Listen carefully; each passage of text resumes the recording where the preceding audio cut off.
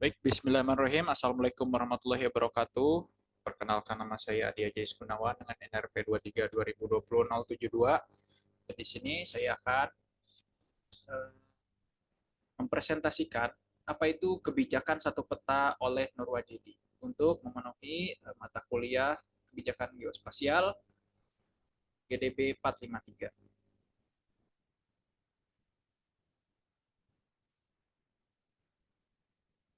Di sini ada tabel dari kontennya, yaitu yang pertama latar belakang, kedua pengertian, tiga tujuan, keempat ruang lingkup, lalu ada implementasi, manfaat, tantangan, dan kesimpulan. Baik, untuk yang pertama itu adalah latar belakang. Yang pertama itu tumpang tindih penggunaan lahan menghambat pertumbuhan ekonomi, yang dimana tumpang tindih ini penggunaan lahan menghambat pertumbuhan ekonomi ya, karena dapat menyebabkan ketidakpastian hukum dan investasi, gangguan kegiatan ekonomi, serta konflik sosial. Ketidakpastian hukum ini, investasi dan dapat terjadi karena tidak ada kepastian status lahan yang dapat menggunakan investasi. Jadinya terjadi beberapa hambatan lainnya. Kemudian hal ini mengganggu investor sehingga ragu untuk menambahkan modalnya. Untuk menanamkan modalnya di daerah mengalami tumpang tindih atau tempat yang akan digunakan lahannya.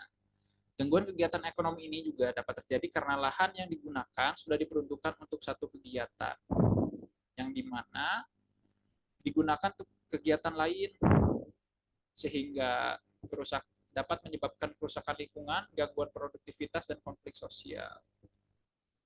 Nah, kemudian datanglah kebijakan satu peta sebagai solusi, yang dimana dijelaskan bahwa dapat mengatasi permasalahan tumpang tindih penggunaan lahan sebagai langkah untuk mendukung pertumbuhan ekonomi.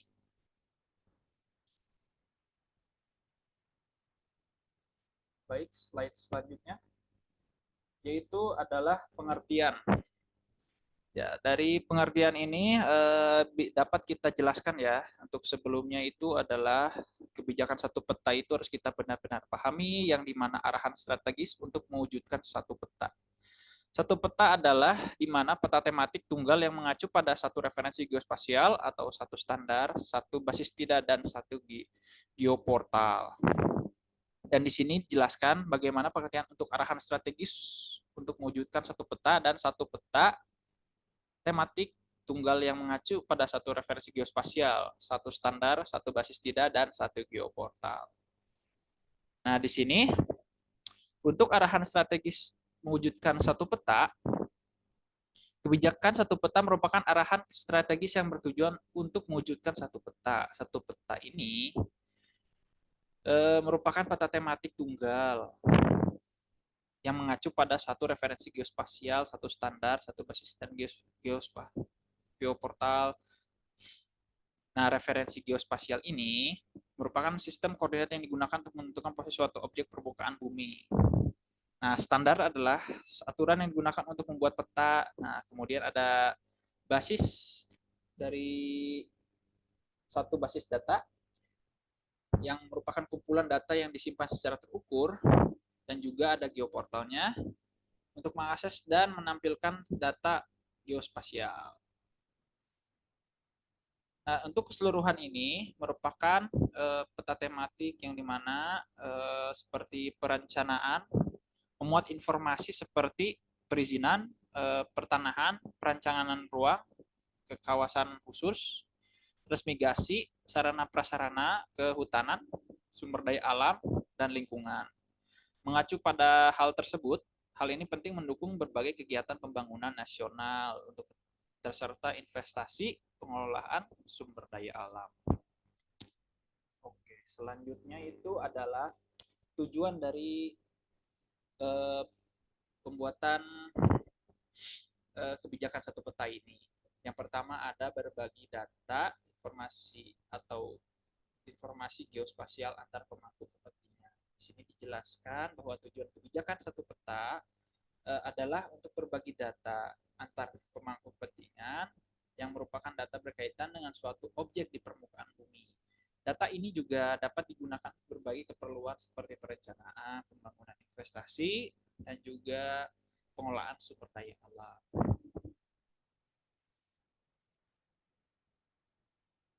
Lalu ada mendukung pembangunan nasional, yang dimana pembangunan nasional ini bertujuan untuk upaya yang dilakukan pemerintah meningkatkan kesejahteraan masyarakat, sehingga dapat dilakukan dengan lebih efektif dan efisien untuk pemerataan satu peta, dan dapat memberikan informasi yang akurat dan konsisten, sehingga diperlukan yang dapat diperlukan untuk perencanaan pembangunan keberlanjutan di masa mendatang. Baik, yang berikutnya ada ruang lingkup. Data informasi geospasial terkait batas wilayah, perizinan, dan pertahanan, perencanaan ruang, kawasan khusus transmigrasi, sarana prasarana kehutanan, sumber daya alam, dan lingkungan. Di sini dijelaskan, khusus untuk batas wilayah, itu meliputi data mengenai batas wilayah administrasi, lalu ada wilayah fungsional, dan batas wilayah fisik, yang dimana data ini penting untuk perencanaan dan pembangunan pengelolaan sumber daya alam serta pertahanan dan keamanan. Kemudian data IG yang terkait untuk perizinan itu merupakan data yang meliputi izin usaha, lalu ada pemanfaatan ruang dan hak atas tanah ya. Sangat penting data perizinan ini untuk kepastian hukum dan investasi, khususnya yang dilakukan saat di BPN. Kemudian ada data IG terkait perencanaan tata ruang, yang dimana perencanaan tata ruang ini membangun jangka rencana pembangunan jangka untuk menengah nasional atau RPJMN, yang dimana data ini penting pembangunan untuk pengelolaan sumber daya alam. Lalu kemudian ada sarana dan prasarana dan kawasan khusus dan transmigrasi. Yang untuk kawasan khusus transmigrasi ini meliputi data mengenai kawasan khusus seperti kawasan industri, kawasan wisata, kawasan pertahanan keamanan, kawasan militer, dan sebagainya. Dan sangat penting juga digunakan dikarenakan data ini akan sangat diperlukan khususnya bagi instansi-instansi yang terkait seperti TNI dan Polri. Kemudian ada sarana dan prasarana, yang dimana data IG sarana dan prasarana ini meliputi data mengenai infrastruktur seperti jalan, jembatan, dan jaringan listrik.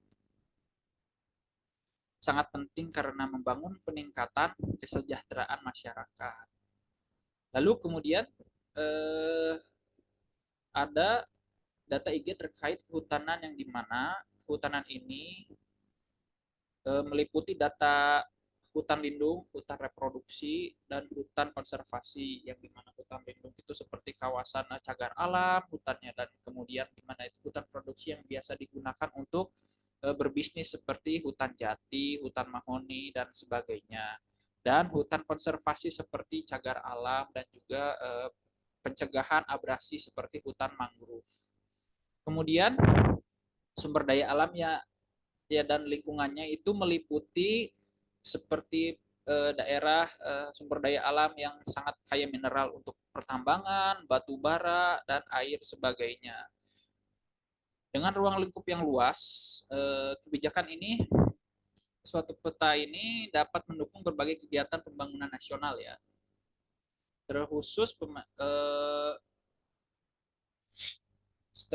seperti mendukung kegiatan pembangunan nasional untuk investasi dan pengelolaan sumber daya alam.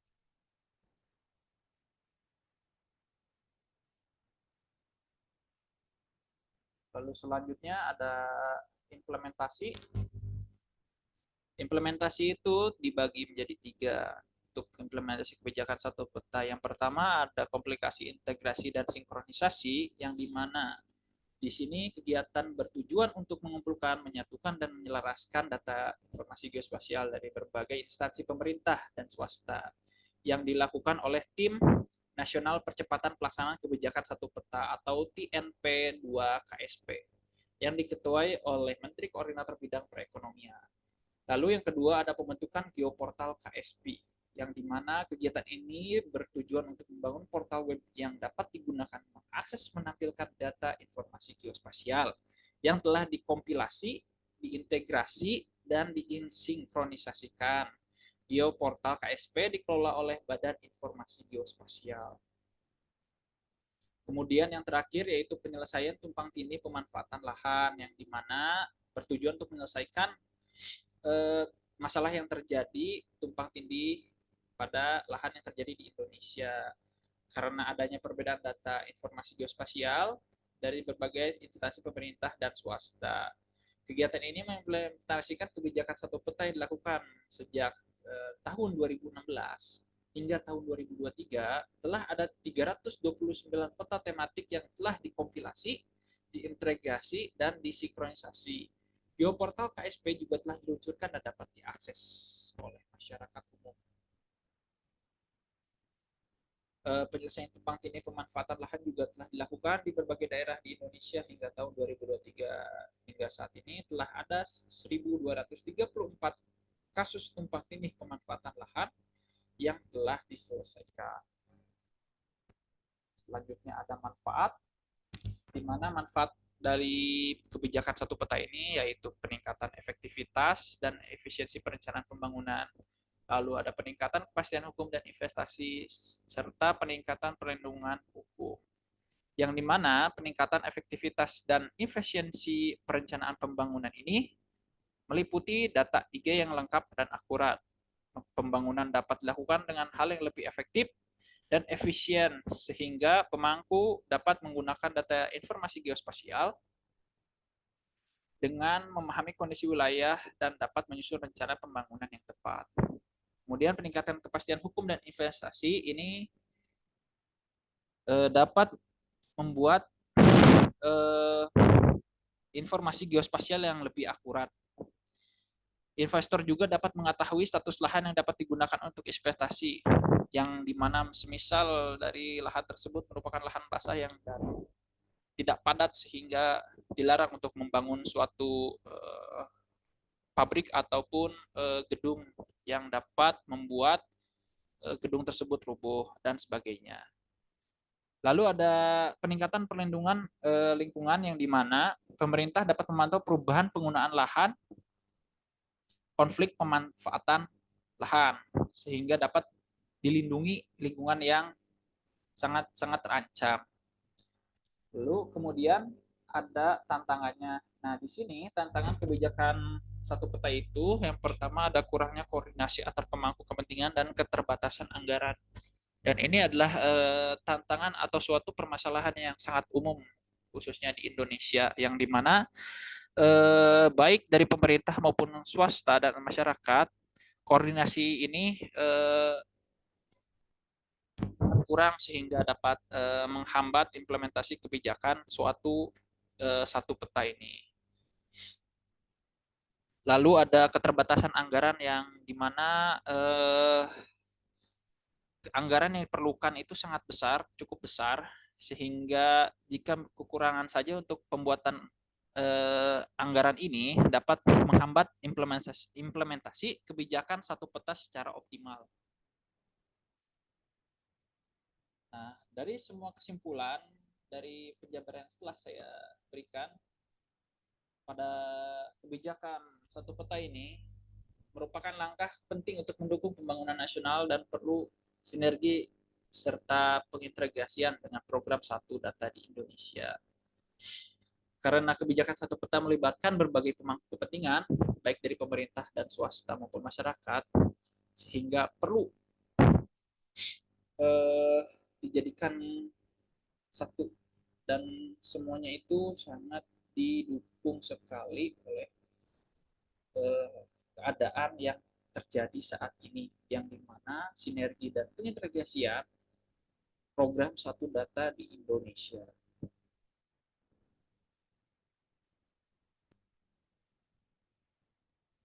Mungkin cukup sekian yang dapat saya sampaikan.